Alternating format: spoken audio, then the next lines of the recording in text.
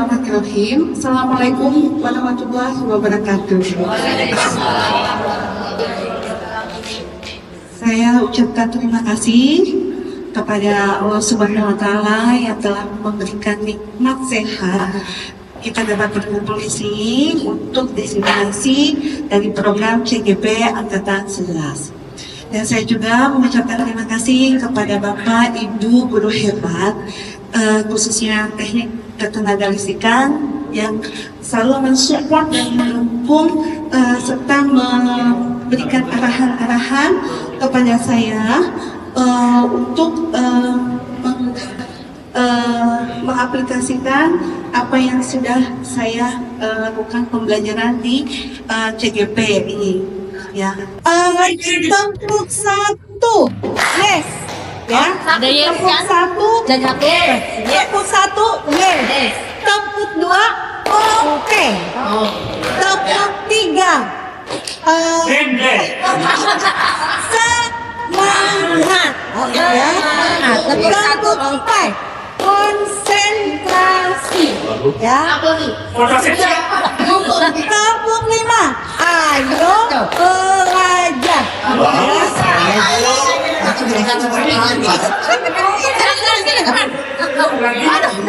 Satu, semangat. Ayo belajar buat selfie tadi ya. Oke, kita lagi, tepuk satu. lihat dulu ya. Ya. Tepuk satu. Oh. Ulang. Oke, tepuk satu. Yes. Tepuk dua. Oke. Tepuk tiga. Semangat. Tepuk empat. Konsentrasi. Tepuk lima. Ayo belajar. Tepuk tiga. Semangat. Tepuk dua. Oke. Tepuk empat. Nah, betul konsentrasi. Dan semangat ibu bapak guru hebat. Bergerak dan pergerakan. Untuk saat ini, mungkin untuk mempersingkat waktu, saya akan lanjut ke materinya saja ya Bapak Ibu ya. Untuk pemahaman saat ini yaitu tentang budaya positif.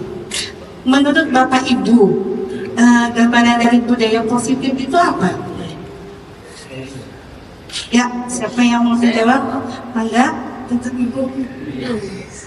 Gimana Bu? Terima kasih Bu, saya akan berusaha menjawab sesuai dengan yang saya lakukan kepada anak-anak saya. Budaya positif menurut saya itu adalah budaya yang bisa merubah karakter anak menjadi yang lebih baik. Contohnya kalau saya pribadi itu kalau masuk kelas jam pertama, saya berusaha untuk menerapkan berdoa, selalu berdoa. Kemudian setelah berdoa baru kita mulai pelajaran. Nah, selain berdoa juga budaya positif yang lain yang ada kaitannya dengan kebersihan. Jadi sebelum masuk juga sudah bersih ruangannya, setelah itu baru berdoa, setelah itu baru kita mulai belajar sehingga suasananya nyaman dan enak gitu. Terima kasih Bunda. Sama-sama Ibu, jawabannya sungguh luar biasa ya. Bagus sekali. Ya, ada yang mau menambahkan? Ya, mana Ibu Nurela?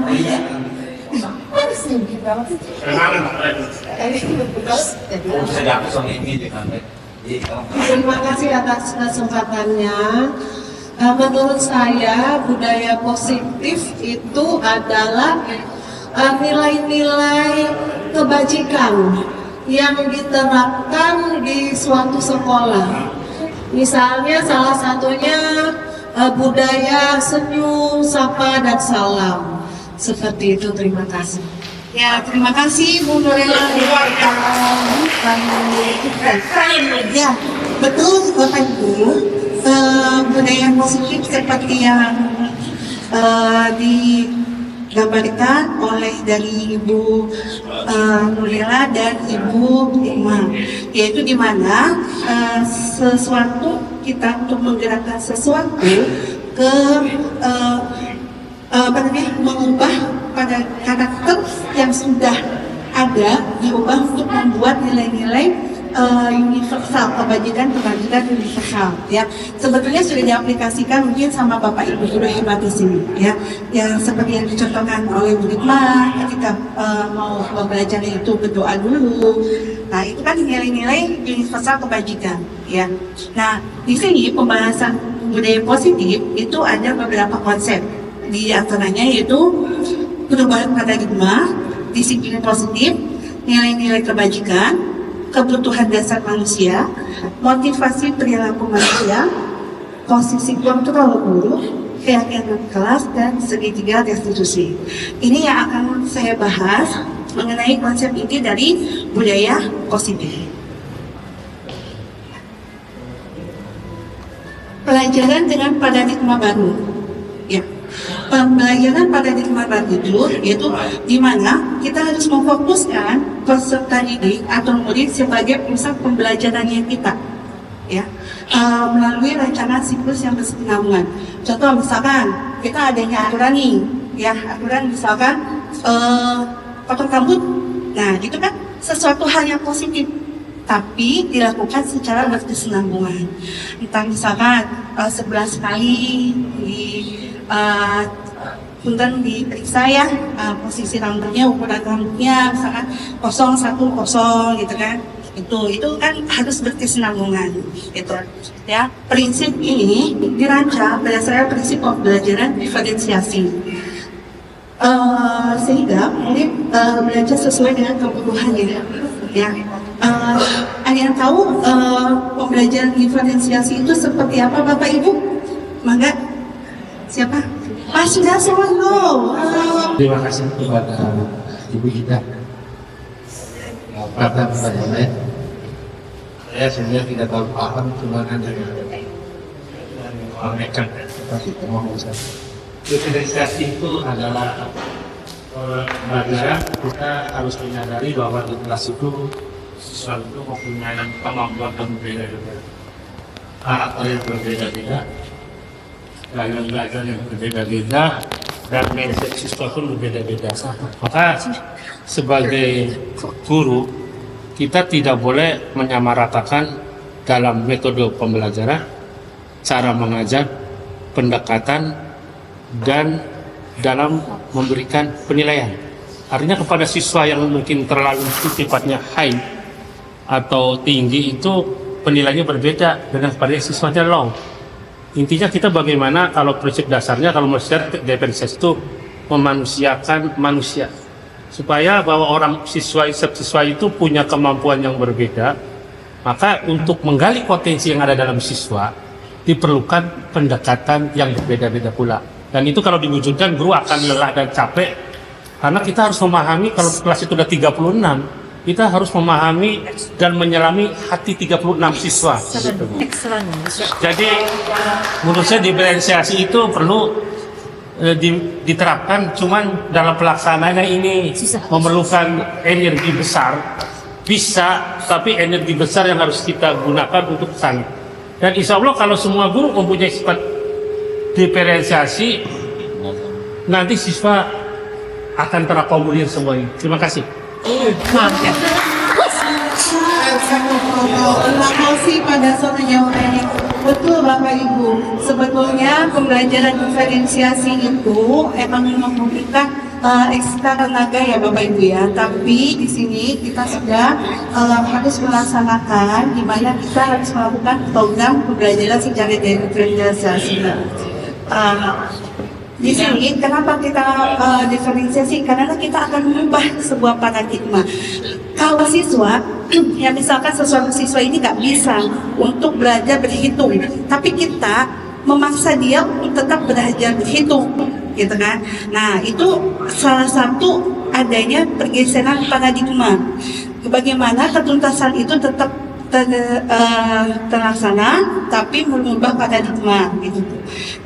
Misalkan nggak bisa hitung, ya udah berarti anak ini dialihkan kemana gitu, minat bakatnya, kodrat alam yang sudah dimilikinya itu beralih kemana gitu. Jadi jangan memaksakan anak itu untuk fokus harus tetap bisa berhitung. Atau kita misalkan, oh ya anak itu misalkan berhitung, kita itu tingkat di SMA dan pelajaran itu wajib, ya berarti mungkin kita mengarahkannya. Ya Bu ya, Bapak. Misalkan dengan cara pendekatan ke siswanya, melakukan mungkin lebih ekstra ke yang si siswa ini gitu. Nah, sekarang itu masih belajar seperti itu. Makanya tidak ada yang nilai berupa poin-poin. Ya. Nah, ini perubahan paradigma ini yaitu untuk menciptakan profil pelajar Pancasila, ya, mengubah karakter siswa menjadi profil pelajar Pancasila. Di sini itu miskonsepsi tentang bangka kontrol. Nah, di sini ada 3 ilustrasi guru mengontrol murid, ilustrasi bahwa kritik dari membuat rasa bersalah maupun mewarnai karakter, ilusi bahwa semua penguatan positif efektif dan bermanfaat, ilusi bahwa orang dewasa tidak berhak memasak. Nah, kalau guru itu mengontrol murid, contohnya itu seperti apa? Di sini yaitu guru sedang mengontrol perilaku muridnya dan murid mengizinkan dirinya untuk dikontrol oleh gurunya. Jadi bentuknya itu bentuk dasarnya itu murid ya udah saya nerima gitu apa yang telah diperintahkan oleh guru. Ya kalau ilusi bahwa kritik dan membuat rasa bersalah maupun menguatkan karakter itu menggunakan penyampaian kesan-kesan kata-kata negatif. Walaupun misalkan kita menggunakan bahasa yang lembut tapi kalimatnya itu negatif, maka akan menjadi merasa siswa itu merasa oh ya saya itu emang guru gitu. Kalau ilusi itu. Nah, kalau ilusi bahwa semua penguatan positif efektif itu bermanfaat. Wujudan positif, ya, bentuk yang dapat berperan murid untuk mengenal hal baik dan bahkan suatu saat tidak mengikuti lagi atau murid menjadi tergantung. Nah, ini juga sama Ibu.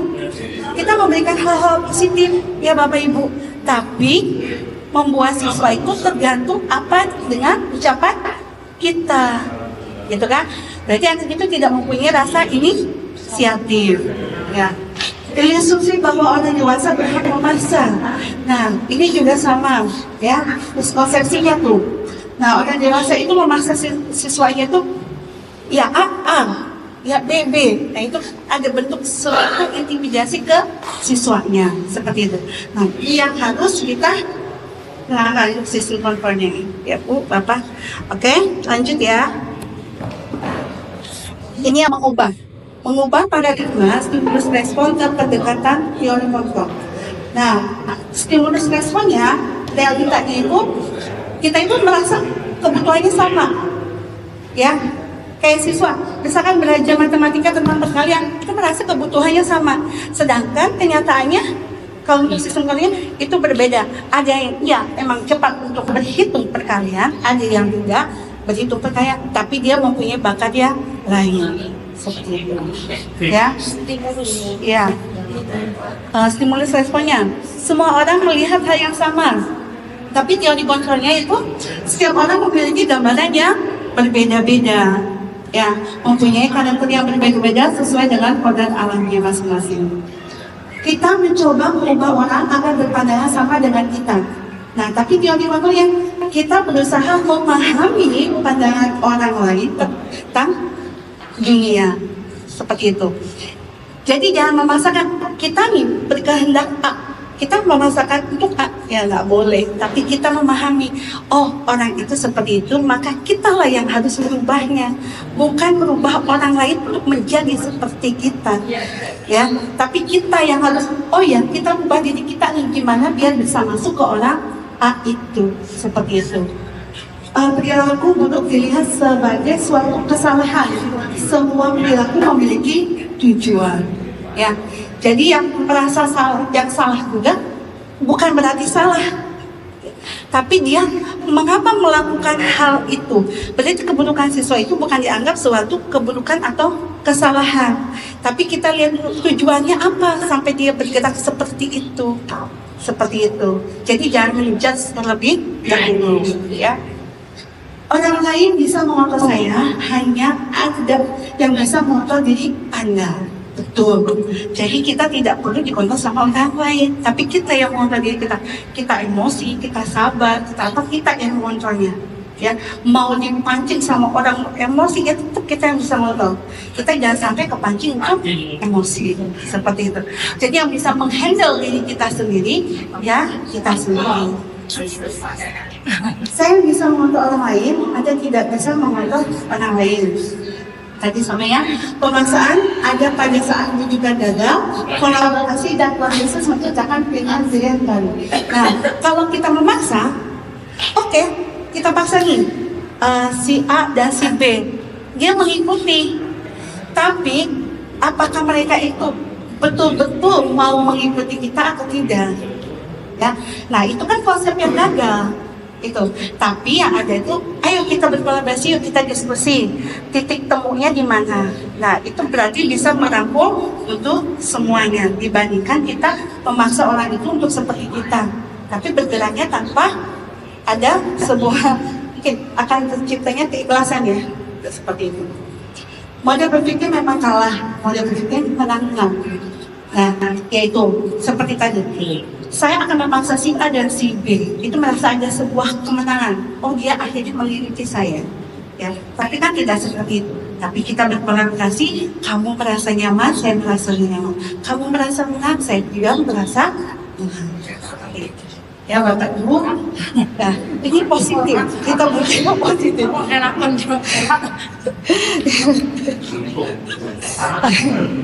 Ya, sebelumnya ada yang mau ditanyakan dulu atau lanjut ya? Tanya Pak Sofian. Yang ingin saya tanyakan, saya masih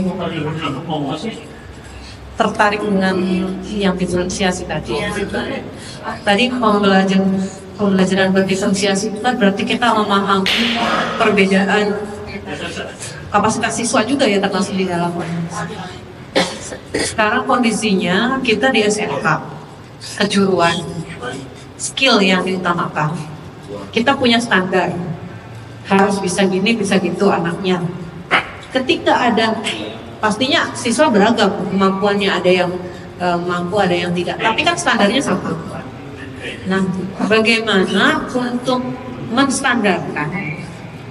Tapi anaknya tuh sebetulnya nggak nyampe gitu.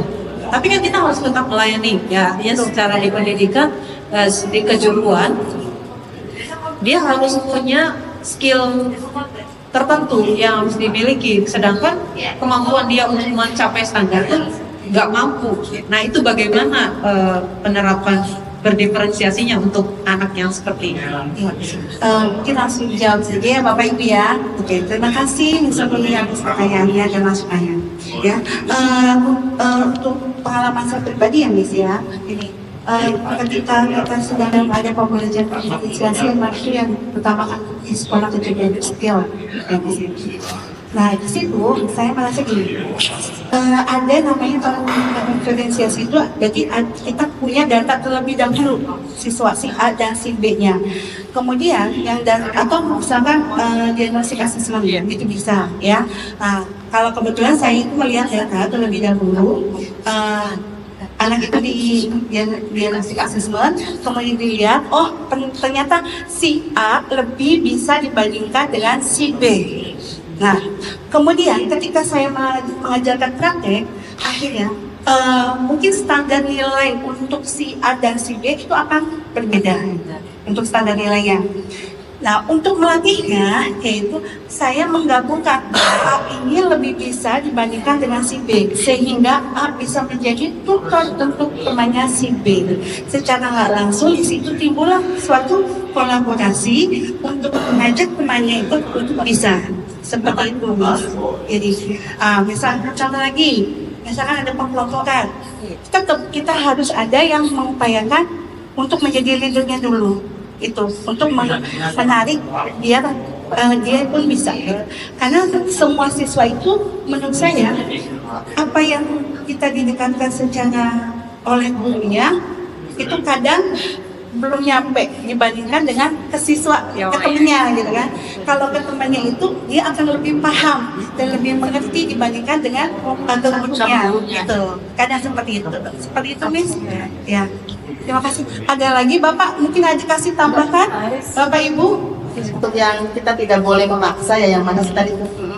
Nah, apakah memang benar-benar tidak boleh memaksa sama sekali? Sedangkan kalau untuk kedisiplinan atau kesepakatan itu kan harus dilaksanakan. Tapi kan kadang anak kalau tidak dipaksa ya Bu ya, tidak akan jalan. Nah, kalau begitu gimana Bu? Ya, nanti kita akan membahas ya Bu, yang namanya ada yang namanya istilah hukuman, konsekuensi, sama namanya restitusi. Di situ juga ada kita itu sebagai penghukum, kita juga sebagai yang membuat merasa bersalah, kita juga sebagai teman, kita juga sebagai pemantau, dan kita juga sebagai manajer. Nanti mungkin jawaban Bu Atin akan dibahas di slide berikutnya ya Bu ya. Oke, siap. Kita skip dulu ya. Disiplin positif. Tadi konsep pertama itu tentang mengubah paradigma ya. Sekarang kita ke konsep yang kedua, yaitu disiplin positif. Disiplin merupakan sikap dan perasaan takut dan patuh akan nilai-nilai yang ada di dalam sekolah atau di dalam rumah, ya, yang merupakan tanggung jawab kita. Nah, disiplin positif yaitu disiplin positif merupakan salah satu cara menurunkan motivasi yang mereka inginkan dan menghargai diri sendiri dengan nilai-nilai kepercayaan tanpa ada reward, tanpa ada hukuman, ya. Yang nanti akan kita masuk ke dalam motivasi, ya. Jadi kalau pandangan kita disiplin itu kan kamu harus mengikuti tata tertib ini, ya. Sedangkan disiplin positif itu kita bagaimana mengajar siswa untuk bisa berubah dan melakukan hal yang tersebut diatur, tapi dari dalamnya sendiri, gitu ya Bu ya. Tujuannya yaitu menciptakan anak-anak yang memiliki disiplin diri sehingga mereka bisa berperilaku dan mengacu pada nilai-nilai kebajikan universal. Kebajikan universal itu diantaranya yaitu pelajaran profil belajar Pancasila, terus juga ada IBO ya, dan itu juga sebenarnya sudah ditetapkan di usia 2 sampai 12 tahun. Itu juga ada juga keterampilan dari kita. Ya, gitu. Nanti kebajikan itu memiliki motivasi intrinsik. Nah, motivasi intrinsik itu yang masuk ke dalam diri kita. Jadi kita yang mau merubahnya, ya, bukan dari orang lain. Makanya tidak diwajibkan untuk reward atau hukuman, gitu kan. Nah, kemudian bisa merubah perilaku untuk menjadi lebih baik. Disiplin positif. Jadi disiplin positif itu bukan merupakan paksaan, tapi berubah dari dalam diri sendiri. Lanjut Bapak Ibu. Ibu, Iya, gimana Bapak? nanti secara tidak langsung ada juga disiplin negatif ya. Sebab begini, asosiasi saya dalam berbagai bahasa, kalau disiplin itu konotasinya, tapi tadi itu dalam bahasa disiplin positif. Berarti kan di pikiran saya berputar-putar. Berarti ada disiplin negatif kalau begitu. Mohon penjelasannya, maaf dengan keterbatasan ilmu saya begitu. Terima kasih atas pertanyaannya Pak Sudasno. Memang benar ya. Kalau kita membahas pertanyaan konotasi, jadi kalau konotasi pasti ada lawan katanya. Ketika kita membahas tentang positif, pasti ada negatif. Ketika kita membaik, pasti ada buruk ya. Oke, di sini kalau misalnya kita membahas tentang budaya negatif, nanti akan terpikir semua orang akan berpikir untuk budaya negatif. Yang kita kembangkan itu adalah budaya positifnya, gitu. Kalau saya membahas tentang ada tidak budaya negatif, kalau budaya negatif nggak usah dibahas karena Banyak. pasti ada budaya negatif itu gitu. Tapi kan kita ngebahas tentang budaya positif, bagaimana mengubah karakter siswa itu menjadi lebih baik tapi dari dalam dirinya gitu. Tapi kalau kita ngebahas tentang budaya negatif, nggak usah jauh-jauh, anak mencontek aja sudah budaya negatif gitu kan. Nah, itu memaknai konotasi ya. Oke, gimana Pak Sudarsono? Kalau tadi aku bilang budaya, saya itu hanya berkata apa di dalam setelah disiplin itu perlu ada positif gitu. Maksud saya itu gini, kan kita kan tidak disiplin saja, ditambahi positif gitu loh Bu. Jadi image saya itu seolah-olah ada disiplin negatif gitu.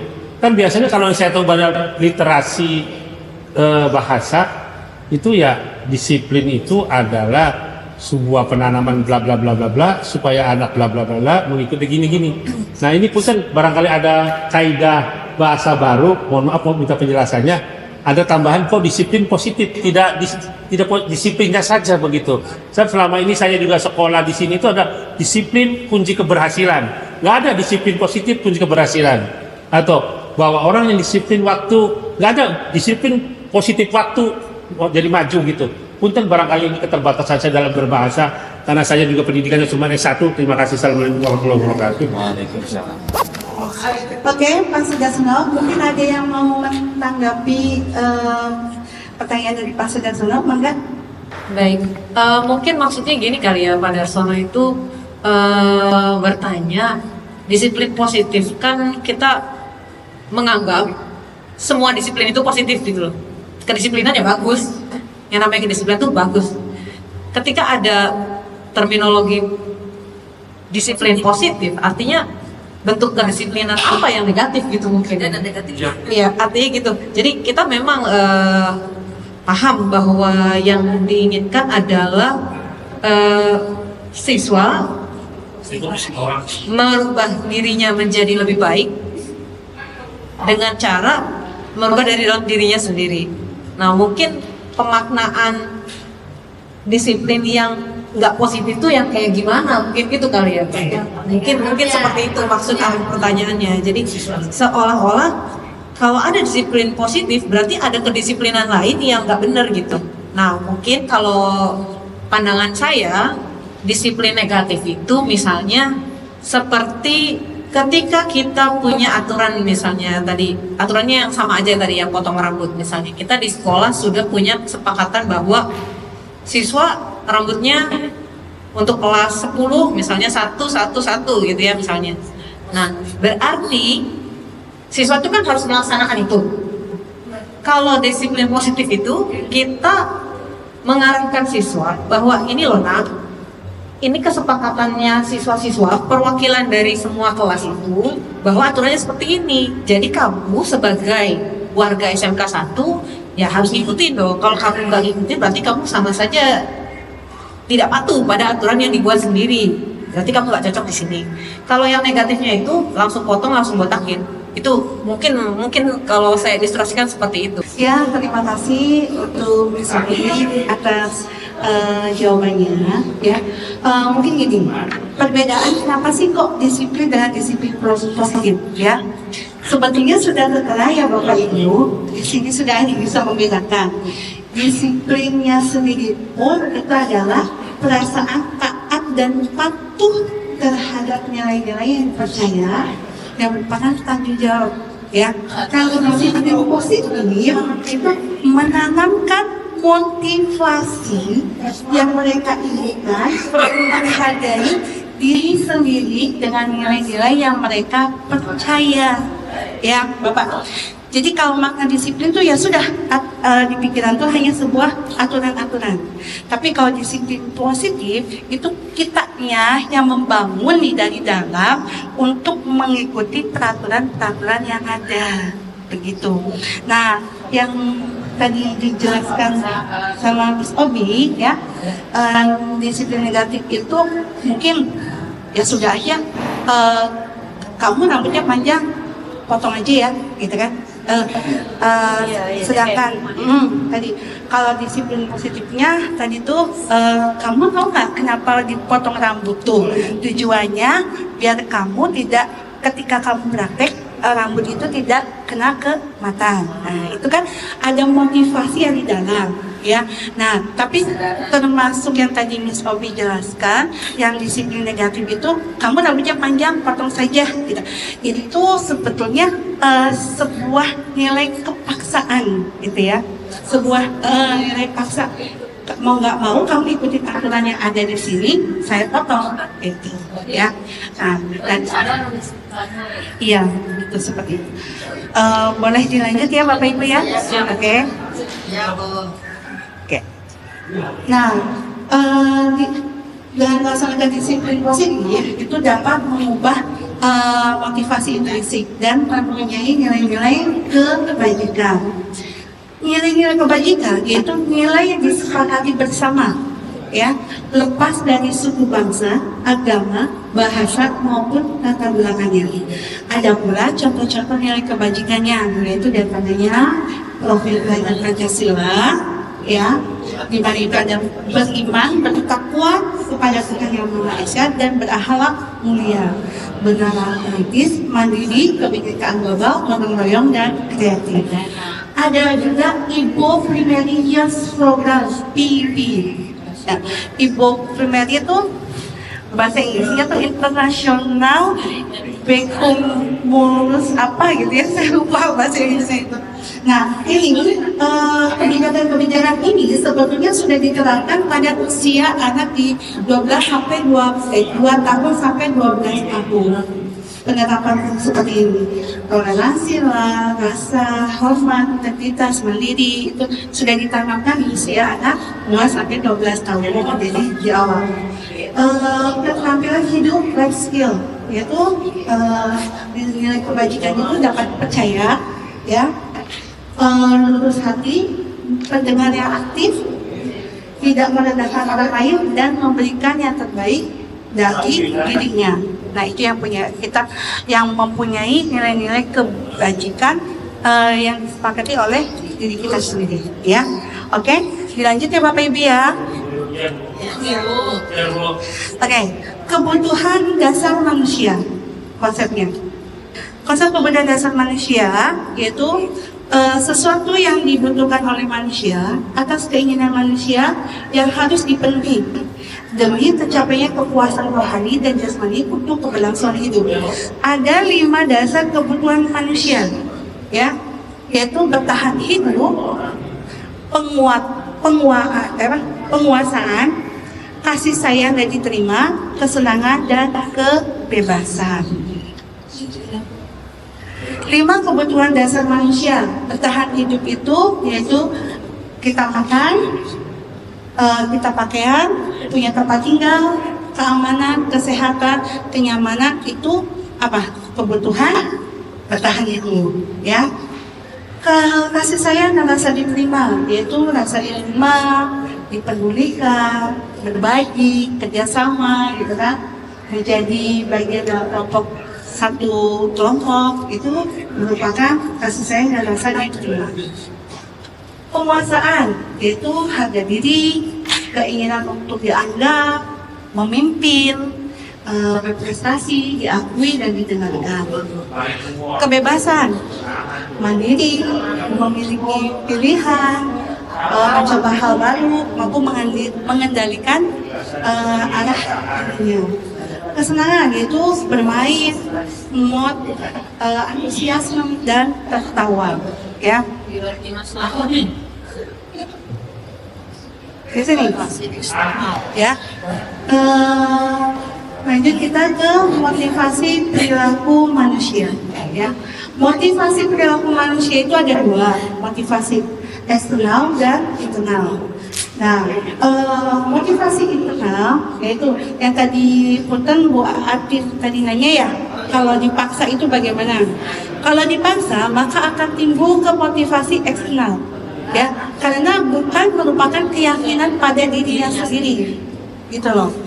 Ya, bukan merupakan keyakinan pada diri sendiri, maka dia akan bergerak sesuai dengan arahan dan mungkin bahkan jadi ketergantungan, nanti berujungnya sebagai ketergantungan.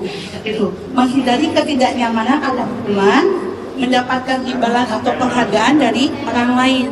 Makanya kalau misalkan kita mau mengubah sebuah paradigma, itu kalau bisa jangan dari motivasi eksternal, tapi dari motivasi internalnya. Gitu.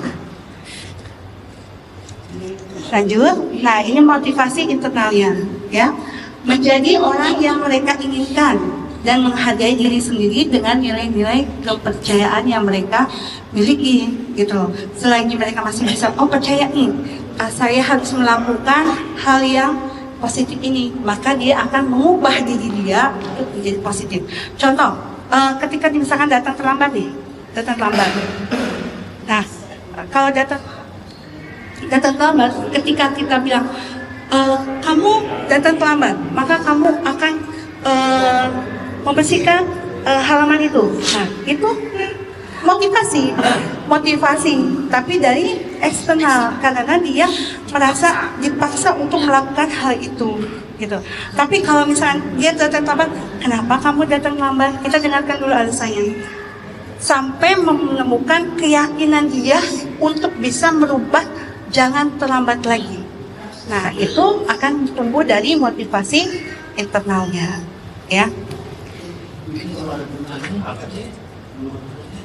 Seperti ini yang tadi dibicarakan, yaitu kita itu apa bedanya hukuman, konsekuensi, dan restitusi. Hukuman itu tidak terencana, tiba-tiba, murid tidak tahu apa yang terjadi, bersifatnya hanya satu arah, ya. Jadi hanya kita menghukum anak aja, tapi nggak peduli nih anak ini tuh sebetulnya dia mau berubah benar nggak atas keyakinannya, gitu kan? Berupa hukuman fisik maupun psikis, ya. Kalau hukuman, gitu. Nah, kalau konsekuensi itu kita sudah punya aturan sendiri, ya. Kita sudah punya peraturan. Nah, ketika aturan itu dilanggar, maka dia harus melaksanakan pelanggaran atau kena sanksinya. Itu namanya konsekuensi, ya. Kalau restitusi itu di mana ketika siswa itu bersalah, ya, ketika siswa itu bersalah dan siswa itu merasa oh iya saya salah, dan kita mengajak untuk mengulang kembali dengan prosesnya. Kamu jangan bersifat seperti itu ya, tapi kamu harus kembalikan ke posisi yang positifnya. Ya, seperti restitusi itu. Jadi kalau hukuman langsung menjelas anaknya kamu salah, itu hukuman. Kalau konsekuensi sudah punya aturan, anak itu tidak menjalankan aturannya, tetapi anak itu harus diberi sanksi, ya. Tapi kalau restitusi itu di mana kondisinya kita memperbaiki kesalahan dia, tapi atas keyakinan yang dia miliki, sehingga dia mau merubah untuk tidak melakukan kesalahan yang sama, seperti itu, ya. Dilanjut dulu ya, untuk sesi tanya jawabnya di akhir. Posisi kontrol seorang guru. Nah, di sini kita itu punya peranan, ya. Seorang guru itu punya peranan, yaitu di mana sebagai penghukum, yang tadi ya Bu Andin yang memaksa itu, penghukum, pembuat merasa bersalah, kita sebagai teman, kita sebagai pemantau, dan kita sebagai manajer, ya. Sebagai penghukum itu kita seorang guru sudah langsung menjudge anak itu salah, kamu salah. Contoh, misalkan ketika anak itu memakai sepatu pada hari Senin harus memakai sepatu hitam, ya. Tapi ketika dia datang pakai sepatu warna coklat, nah guru itu langsung menghukum, kamu lepas sepatunya karena tidak sesuai dengan aturan yang ada. Itu langsung menghukum, ya. Kalau merasa pembuat salah, gini, kenapa kamu, iya, kenapa tahu tidak? Kamu itu sudah melanggar aturan. Kalau hari ini harusnya menggunakan sepatu berwarna hitam, mengapa kamu pakai sepatu yang berwarna coklat? Jadi kan dia, oh ya saya salah, gitu kan? Dengan dari sini salah. Betul, Ibu. Nah, kalau sebagai teman seperti ini, misalnya Adit ya, Adit, kamu tahu kan kalau hari ini hari Senin sebaiknya kamu menggunakan sepatu yang berwarna hitam. Mengapa kan sekarang kamu memakai sepatu berwarna coklat? Gitu, ya. Jadi seperti itu sebagai teman. Kalau sebagai pemantau, sudah berapa kali Adit tidak menggunakan sepatu? Sudah berapa kali ketika hari Senin Adit tidak menggunakan sepatu berwarna hitam? Nah, itu sebagai pemantau. Tetapi kalau sebagai manajer itu ditanya dulu, Adit, tahukah kamu kalau hari Senin itu wajibnya menggunakan sepatu berwarna apa? Terus, mengapa kamu melakukan hal itu? Terus bagaimana kedepannya kamu untuk memperbaiki agar kamu tidak menggunakan sepatu berwarna lain selain warna hitam. Nah, di situ guru itu mengatur siswanya bagaimana dia melakukan kesalahannya apa sehingga siswanya mau mengubah dirinya, ya, begitu. Keyakinan kelas. Nah, ini keyakinan kelas, ya. Mengapa keyakinan kelas? Mengapa bukan peraturan kelas? Mangga Bapak Ibu. Ada yang mau bisa menjawab? Kemungkinan kalau menurut saya keyakinan kelas itu timbul dari dirinya sendiri, dari anak-anak sendiri. Tapi kalau Peraturan kelas. peraturan kelas itu aturan yang sudah diterapkan, yang paten gitu ya, yang sudah ditentukan. Jadi beda dengan kalau yang keyakinan dari kelas itu, ya dari kelas itu sudah mempunyai keyakinan untuk memperbaiki menurut kelas itu sendiri. Oke, jawaban yang sungguh luar biasa Ibu. Tepuk tangan untuk Bu Iman. Ya. Betul Ibu, keyakinan kelas itu keyakinan yang kita bentuk di dalam kebersamaan, ya, dengan kebersamaan, dan keyakinan itu tumbuh di dalam dirinya sendiri sehingga dia melakukan sesuatu keyakinan itu tanpa adanya paksaan. Tapi kalau peraturan kelas, peraturan sudah dibentuk di kelas, kamu tidak ini A B C D. Nah, anak itu akan melakukan, tapi belum tentu semuanya akan melaksanakan aturan yang ada di kelas. Seperti itu, ya Bapak Ibu ya. Nah, bentuk-bentuk keyakinan kelasnya yaitu bersifat akad, berupa pertanyaan universal, ya, dibuat dalam pertanyaan positif sedikit saja agar mudah diingat, sesuai dengan kondisi kelas dan sekolah sehingga mudah diterapkan. Semua warga sekolah atau warga kelas melibatkan saat membuat keyakinan kelas, ya, Bapak Ibu. Oke, saya akan contohkan. Saya akan contohkan ke Bapak Ibu. Mungkin kalau kita bikin tim itu akan ini ya, panjang ya. Kita berbanding-banding aja ya, seperti dia. Kita akan contohkan membuat keyakinan kelas. Ya, yang pertama kita misalkan ada sebuah kasus, ya. Kasus misalkan kita itu di kelas 10 TK 1, teknik keterangan 1, di mana guru dan siswa akan membuat keyakinan kelas, ya, yang nanti akan kita laksanakan aturan-aturan tersebut. Ya, contoh, mohon maaf Bapak Ibu, saya mungkin akan di sini akan berperan sebagai guru, ya. Selamat pagi anak-anak. Pagi, Bu. Oke, hari ini kita akan membuat keyakinan kelas ya. Nah, kesepakatan ini akan kita jalankan bersama-sama. Oke, kita akan lihat keyakinan apa yang akan kita capai. Jadi memang satu itu kita bersama-sama membuat keyakinan aturan apa yang akan kita mau ada di kelas itu. Contoh, misalkan keyakinan kelas itu tidak boleh datang terlambat setelah 10 menit, maka seperti itu. Atau tidak boleh makan di dalam kelas. Maka Ibu Bapak, keyakinan kelas apa yang mau diungkapkan?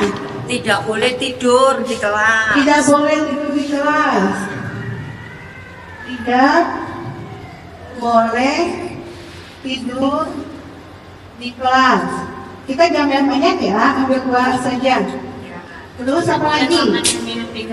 Tidak boleh makan di kelas. Tidak boleh makan dan minum di kelas. Tidak berbahasa kasar. Tiga ini cukup ya? Tidak berbahasa kasar.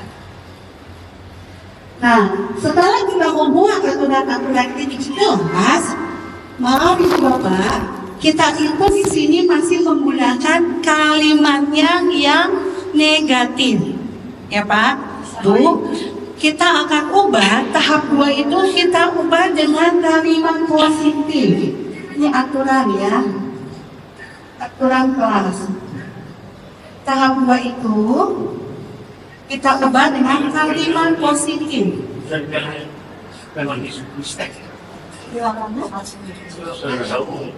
Tidak boleh tidur di kelas. Jadi kalimat positifnya bagaimana? Harus selalu fokus belajar. Fokus pada saat pembelajaran.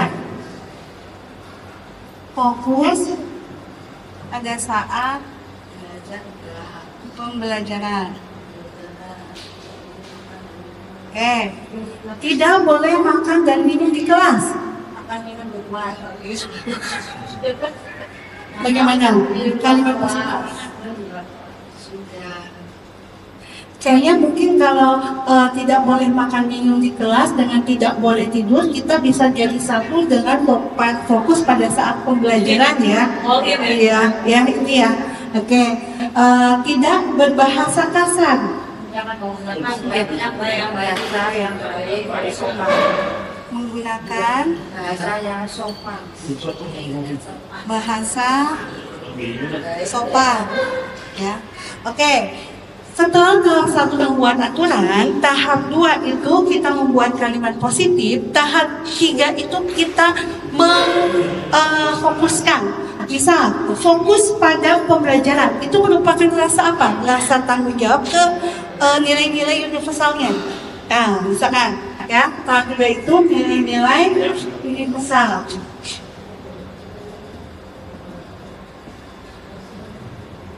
Oke, yang pertama, fokus pada pembelajaran. Nilai universalnya ada apa? Disiplin, masuk? Ya, disiplin. Disiplin. Tanggung jawab masuk nggak?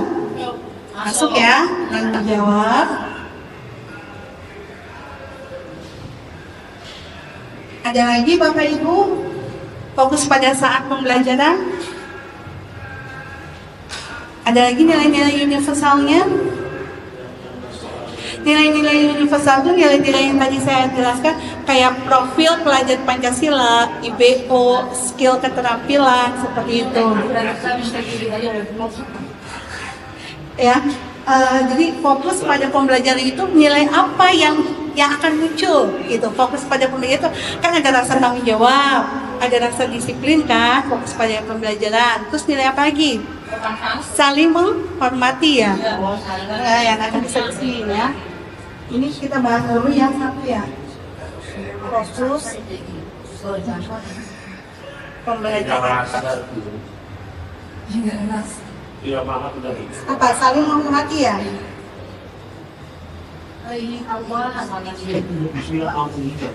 Ada lagi nilai-nilai apa?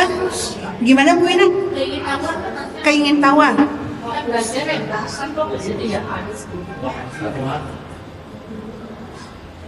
Oke, yang kedua cukup ya, fokus pembelajaran cukup ya.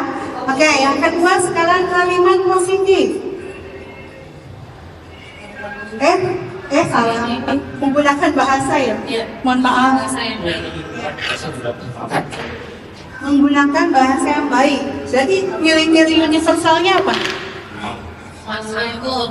Empati ya.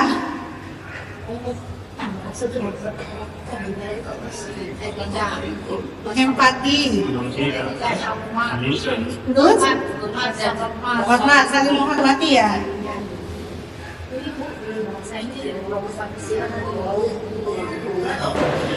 Udah? Ada lagi? Cukup?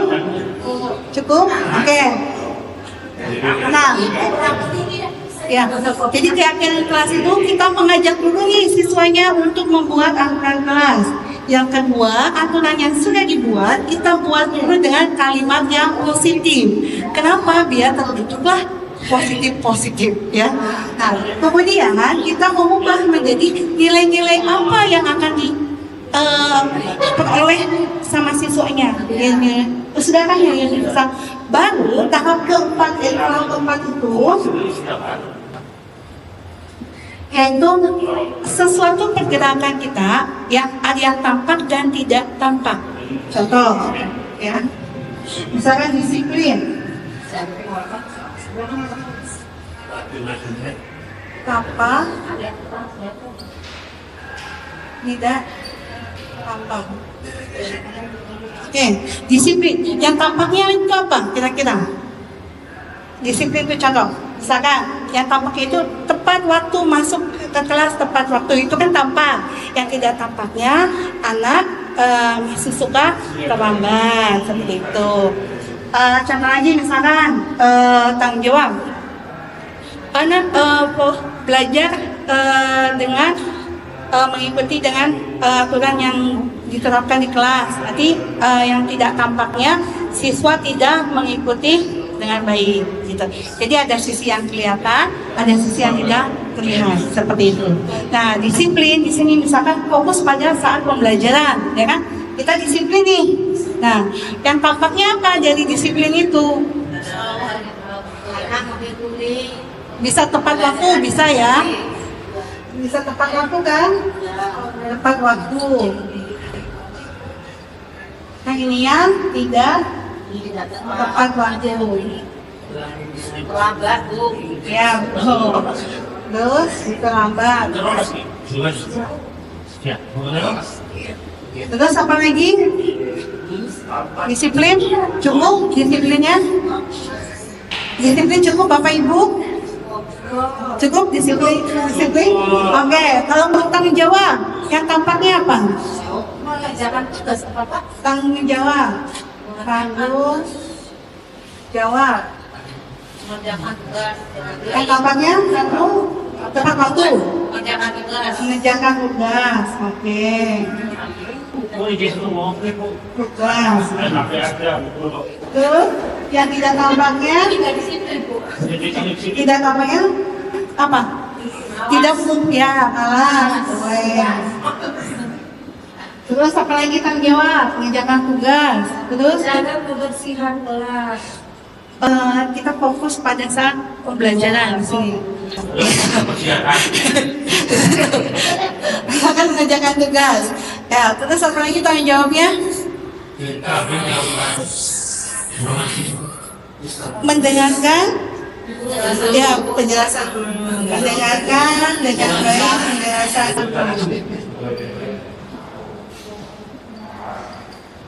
Penjelasan guru. Ini tidak mendengarkan. Tidak mengikuti tindakan. Ya, tuh. Terus apa lagi tanggung jawab? Udah cukup. Nah, setelah sudah tanggung jawab, maka kita membuat keyakinan itu yaitu apa yang dilakukan oleh guru dan apa yang dilakukan oleh siswa. Seperti itu. Oke, contoh tanggung jawab aja ya, biar gampang ya. Contoh misalnya tanggung jawab. Tanggung jawab. Yaitu mengerjakan tugas. Mengerjakan tugas. Guru, murid. Nah, tanggung jawab mengerjakan tugas. Jadi guru apa? Menjelaskan, kan Bu menjelaskan dulu ya, menjelaskan kepada siswa pembelajarannya, ya pembelajarannya. Terus yang kedua guru itu memberi tugas, kan gitu, ya. Guru memberikan penjelasan. Terus siswanya apa? Oke, betul Ibu. Bina luar biasa ya. Baik, Ibu. Ini bertiga kritis, kreatif. Terus guru memberikan tugas, gitu kan? Siswanya mengerjakan, betul. 3, guru memberi nilai. Setelah tugas memberi nilai kan? Memberi nilai. Berarti siswanya mendapat nilai. Nah, seperti inilah keyakinan kelas Bapak Ibu, ya. Iya, betul. Kenapa? Jadi anak tahu, oh ketika saya mau mengerjakan tugas yang harus dilakukan oleh gurunya itu memberikan tugas, memberikan tugas, menjelaskan dan memberi nilai. Berarti kewajiban saya yaitu untuk mendengarkan, mengerjakan dan memperoleh nilai seperti itu. Jadi ketika ada tugas dari seorang guru, berarti anak tuh harus, oh ya, ada motivasi tersendiri, dia harus wajib mengerjakan tugasnya. Ya, contohnya seperti itu. Mungkin sama aja kalau kita mau memberikan sebetulnya untuk jurus ketenaga listrikan itu. Di awal tahun dari pembelajaran kita itu sudah membuat keyakinan, kedisiplinan di teknik ketenagaan seperti hanya potong rambut, menggunakan saat pembelajaran. Nah itu kan kita berdiskusi dulu ya dengan sesama rekan guru, kemudian kita membuat rusau ke kelas-kelas untuk mensepakati keyakinan tersebut, ya. Oke, dilanjut dulu ya Bapak Ibu ya. Oke, untuk segitiga restitusi. Nah, di sini Ibu, segitiga restitusi. Suatu proses dialog yang dijalankan guru atau orang tua akan dapat menghasilkan murid yang mandiri dan bertanggung jawab. Di sini ada 3 tahapan, yaitu menstabilkan identitas, yang kedua validasi tindakan yang sama, dan yang ketiga itu menanyakan keyakinan. Menstabilkan identitas. Nah, kita itu ketika anak melakukan kesalahan, kita panggil dulu anaknya, baru kita nanya. Ya, bertanya, tahu tidak kenapa ibu panggil kamu ke sini? Iya Bu, karena saya misalkan berantem, gitu kan? Nah, ibu guru harus menyelami itu. Ya, mengapa kamu berantem? Ya, karena dia telah membuli memanggil orang tua sekitar saya dengan panggilan orang tua saya.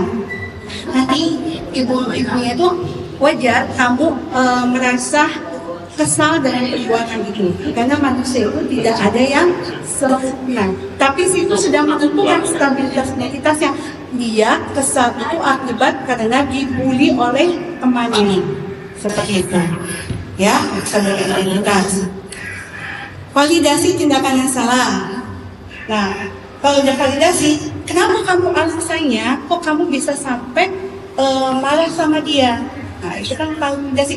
Karena saya diejek Bu sama si A, memanggil saya dengan sebutan nama orang tua saya. Saya jadi kesal, akhirnya saya mendorong dia. Seperti itu namanya validasi tindakan yang salah. Ya, itu kan tindakan salah kan? Kita divalidasi lagi.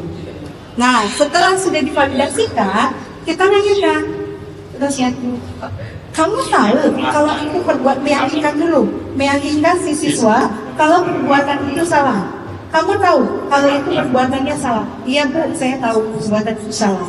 Terus apa yang akan kamu ubah biar kedepannya kamu tidak melakukan hal itu? Nah, jawaban siswa lah yang akan merubah dirinya untuk menjadi yang lebih baik lagi sesuai dengan nilai-nilai kebaikan dan kesalahan. Seperti itu. Jadi dia tahu menyadari kesalahannya dan dia juga mau mengubah dirinya sendiri. Oke, Bapak Ibu, ada yang mau ditanya? Ya, jadi distabilkan tuh punten Bu. menstabilkan. Ini ada ini itu bagus, stabilkan itu Ibu. Ada berbuat salah itu wajar, tidak ada manusia yang sempurna. Bu Bapak juga pernah melakukan itu. Enggak saya Tidak mau mencari siapa yang salah. Nah kalau kita kesana terus, jadi ya emang jadi damai, tidak ada masalah karena memaklumi semuanya. Permasalahannya satu, namun untuk memberi efek jerah ke anak bagaimana? Sekarang nih, kalau berbuat salah wajar, oh malu. Tidak ada manusia yang sempurna, malu. Bu Bapak juga, oh saya juga pernah melakukan kesalahan, maklum. Tidak mau mencari kesalahan siapa? Maklum. Kamu berhak berkuasa sudah, akhirnya ya sudah. Belum bicara kata budak kuping jadi Cirebon sih. Ya memang harapan gitu. Ya wis jadi siapa lah. Konon sih. Maksud saya begini, bagaimana untuk memberikan efek jerah ke anaknya bahwa dia tuh menyadari kesalahannya. Kalau itu saya suka teori itu. Itu teori kolbun salim begitu supaya hati bersih, gurunya bersih, siswanya bersih, beli pusing, goblok pinter anak yang bohong ya. Kalau dihapus bagian itu Ji. Orang dia ngebok. Maksudnya kok yang saya bingung tuh nanti akhirnya gimana buat Makanya ikutlah guru penggerak. Iya. Iya. Iya nanti ikut. begini saya dengan kondisi SMK N1 yang seperti ini Bu. Kadang-kadang kita ngomong halus, Cung, masukin baju, iya, bini mancing nang, Cung, anjing nang, iya. Apa nggak ada jiwa gitu loh, Bu. Kadang-kadang anak udah dikasih beritahu kali-kali. Saya setuju dengan prinsip itu. Cuman kayaknya kalau untuk murid-murid yang jadi SMK N1 mungkin bisa, Bu ya. Dengan karakter siswa seperti ini. Saya belum menemui kelas yang nurut, Bu. Serius, Bu. Barangkali mungkin saya salah asuhan dulunya ya, jadi seperti itu. Terima kasih. Assalamualaikum warahmatullahi wabarakatuh. Waalaikumsalam Pak dan Sono. Pertanyaannya sangat bagus sekali Pak dan Sono. Ya, Pak dan Sono mungkin pada saat itu makanya kenapa kalau Pak dan Sono tanya apakah di SMK Kisah itu ada yang sudah seperti itu? Kalau pertanyaan itu dikembalikan kepada kita, maka kita akan mengobservasi tiap-tiap kelas, ya. Itu ya Pak ya. Nah, untuk itu makanya kita mulai. Kalau emang belum ada, kita mulai dari sini, ya. Kita mulai saat ini, gitu loh. Nah, Bapak di sini itu kita membahasnya bukan stabilitas identitas, tapi kita membahasnya restitusi. Nah, bukan untuk menjerat, ya Pak ya, bukan untuk menjerat. Di sini restitusi itu makanya perubahan itu tadi kan saya ada bilang ada motivasi eksternal, ada motivasi internal. Kalau membuat masa jerak atau hukuman, maka yang diterima anak akan melakukan hal itu, ya, tapi bukan perubahan dari dalamnya. Suatu saat pun anak akan melakukannya lagi, karena bukan dari dalam, karena hanya berupa menghindari sebuah hukuman. Nah, kalau di restitusi itu ada tiga tahapan. Kalau Bapak hanya membahas sampai kamu, tadi mohon maaf, apa? Dimaklumin aja. Ya, kamu punya salah, ya udah Bapak maklumin aja seperti ini gitu kan? Belum selesai. Nah, itu belum selesai tahapan Ada lanjutannya Bapak. lagi. Itu karena baru mentahapkan menstabilitas identitas. Nah, di sini bagaimana kita mau mengulang anak itu untuk berpositif lagi? Makanya ada siklus disebut dengan segitiga restitusi yang ada 3 komponen, yaitu menstabilitaskan identitas, validasi tindakan yang salah, dan menanyakan keyakinan. Nah, titik utamanya itu di menanyakan keyakinan, gitu loh. Menanyakan keyakinan ini yang akan nanti mengubah dan merubah siswanya untuk tidak melakukan hal itu lagi. Mungkin secara gambaran, ya, secara teoritis ya, itu bagus sekali gitu kemasannya gitu kan, pelaksanaannya mungkin yang sangat berat. Makanya disinilah mungkin adanya program guru-guru penggerak, ayo kita bergerak bersama-sama, seperti itu. Nah, bagaimana kita melakukan budaya positif ini, seperti itu. Ya, nah contohnya seperti yang sebetulnya di jurusan ketenaga listrikan itu sudah ada keyakinan teknik jurusan ketenaga listrikan, ya, di mana rambut harus potong. Nah, kenapa harus dipotong? Nah, itu kan diberikan dulu keyakinannya kenapa saya harus dipotong tuh gitu. Keyakinannya kan dikasih tahu dulu, kan kita kan show ke kelas masing-masing siswa gitu kan, show gitu.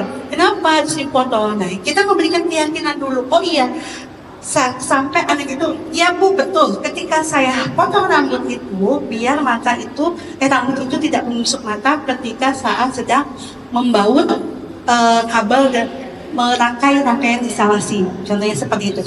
Nah, dia mempunyai keyakinan dulu, baru dia bisa mengubahnya. Seperti itu Pak Sudarsono. Ya, ada lagi? Bu, boleh tanya lagi Bu. Ya, Serius. Baik, assalamualaikum warahmatullahi wabarakatuh. Waalaikumsalam. Terima kasih sudah diberikan kesempatan untuk bertanya, Bu. Mungkin bukan pertanyaannya, mungkin sekedar opini saja boleh kan, Bu ya? Boleh ada Bapak. Karena kalau mendengar paparan Bu Indah itu, saya itu seperti di negara Eropa, Bu. Finlandia, Swiss, karena sepertinya negaranya itu sudah teratur gitu, sehingga mudah sekali untuk di treatment seperti itu. Saya pernah waktu SMP itu pernah mendengar dari Profesor Mahathir Muhammad bahwa yang namanya masyarakat Melayu itu dasarnya itu dia tuh sudah malas, karena itu butuh yang namanya treatmentnya itu dipaksa dulu, baru dia itu akan bekerja. Jadi otomatis dalam benak saya juga bahwa perlunya adanya sedikit mungkin pemaksaan gitu loh, Bu ya. Seperti mungkin karena untuk iklim SMK itu kan untuk menunggu sadar itu mungkin anak itu treatment awal, karena kita sudah, apalagi bahasanya itu kan dalam setiap pekerjaan yang berhubungan dengan keteknikan itu sudah ada SOP-nya. Karena itu otomatis SOP adalah bentuk paksaan sesuai dengan prosedur. Nah, untuk menerapkan seperti itu kan otomatis mungkin harus dipaksa dulu. Apakah harus dibuat sadar dulu, kemudian dibuat yakin dulu, baru kemudian dilaksanakan, ataukah kita itu harus memaksa? Karena mungkin kalau di negara Swiss, di negara Finlandia itu masyarakatnya mungkin sudah berbudaya seperti itu. Jadi ketika seperti pemaparan itu, oh masuk sekali gitu loh. Tidak mungkin seperti di SMA, wah udah langsung pesimis kita ini gitu loh. Wah kondisi seperti ini, karena apa ya? Kalau dari materi memang sangat menyenangkan kali Bu. Jadi ya itu seperti semilir angin gitu, sejuk sekali. Guru itu hanyalah bukan sebagai seorang yang harus selalu maha tahu, kemudian maha benar, tinggal seorang yang mengarahkan saja. Ya, apakah untuk treatmentnya itu memang apakah boleh harus dipaksakan sedikit atau tidak? Itu aja mungkin dari saya. Terima kasih. Sama-sama Pak Aris, terima kasih atas pertanyaannya ya. Betul, ya betul Pak Aris. Kenapa Indonesia itu disebutnya dengan mayoritas Melayu itu malas? Karena jujur, Indonesia itu mirip banget dengan negara Belanda, ya mirip banget dengan negara Belanda. Karena mungkin karakternya sudah terbentuk selama 350 tahun dijajah oleh Belanda, jadi terbentuk dengan karakter itu. Di Belanda juga sama, kotaknya itu kotor, ya seperti di Indonesia, ya orang pada buang sampah sembarangan kan, itu sudah terbentuk gitu, betul Pak. Nah untuk ini, untuk masalah bagaimana apa kita boleh tidak paksa gitu. Nah di situ kan kita sudah. Nanti saya mungkin akan back dulu ya. Nah di sini adalah posisi seorang pendidik, ya, di mana sebagai penghukum, pembuat masalah salah, teman, penghukum dan manajer, ya. Nah untuk yang paling utama dan yang paling bagus itu di posisi manajer, gitu kan sebetulnya. Tapi sebetulnya kita semua sama akan lihat situasi dulu. Coba Pak Aris jawabannya. Ada, oke, ada yang ingin menambahkan? Cukup. Untuk pemaparan tentang budaya positif, ada yang bisa merefleksikan tidak Bapak Ibu? Makasih Bapak. Ya baik, saya akan coba tadi yang sudah kita bahas bersama mengenai budaya positif ya tadi itu, bahwa konsep inti budaya positif itu ada beberapa hal, diantaranya perubahan paradigma, disiplin positif, nilai-nilai kebajikan, kebutuhan dasar manusia, motivasi perilaku manusia, kemudian sisanya saya kelewat tadi. Kemudian tadi juga ada beberapa hal mengenai miskonsepsi makna kontrol. Inti dari semuanya adalah bahwa disiplin positif di sini mengubah diri sendiri menjadi lebih baik, yaitu mengubah karakter siswa menjadi lebih baik dari dalam dirinya sendiri. Tidak karena paksaan, tidak karena reward and punishment, tapi memang anak menyadari sendiri dia harus menjadi baik karena dia sadar, taat aturan karena dia menyadari. Seperti itu ya. Ya, terima kasih. Ya, terima kasih. Bapak-bapak bagaimana? Refleksinya cukup? Oke. Ya, mungkin saya menambahkan refleksi dari saya ya. Dengan budaya positif, sebetulnya gini. Budaya positif itu lebih baik kita sadar dulu pada diri kita sendiri, ya. Menyadari diri kita sendiri, bukan gini. Apapun materinya, apapun pendapatnya, apapun teorinya, kalau kitanya sudah menerima, itu akan bisa kita terima dan kita laksanakan. Tapi selama diri kita itu masih mau membentengi dari hal-hal yang tersebut, ya sampai kapanpun kita tidak bisa merubahnya seperti itu. Jadi yang merubah itu yang mulai dari diri sendiri. Jadi saya tidak mungkin gini. Pribadi saya hanya mengajak Bapak Ibu untuk ayo kita menggerakkan budaya positif, gitu kan? Tapi saya tidak akan menuntut Bapak Ibu untuk tidak sesuai dengan hati Bapak Ibu. Jadi mangga silakan Bapak Ibu memulainya diri dari sendiri dan menyadari dirinya sendiri apakah perlu gitu. Saya itu hanya sebagai penggeraknya saja, ya, gitu. Segitu Bapak Ibu bisa mengerti. Jadi bukan jangan menyalahi sebuah jangan menyalahi sebuah teori, jangan menyalahi sebuah program, gitu kan? Jangan menyalahi sebuah program, jangan menyalahi sebuah teori, tetapi kita melihat diri kita sendiri, menyadari diri kita sendiri, menerima tidak dengan hal perubahan yang baru. Makanya ada namanya paradigma perubahan. Seperti itu merefleksikannya Bapak Ibu. Terima kasih sudah mau bersama di sini. Berbagi pengalaman, berbagi saran dan berbagi cerita Bapak Ibu. Semoga besok kita bisa melaksanakan budaya positif dan kita terapkan di sekolah kita, khususnya untuk di lingkup sendiri dulu ya, di jurusan Ketenagalistikan yang sedang berjalan, yaitu keyakinan, disiplin, teknik ketenagalistikan, ya. Terima kasih Bapak Ibu dulu. Wassalamualaikum warahmatullahi wabarakatuh. Waalaikumsalam warahmatullahi wabarakatuh.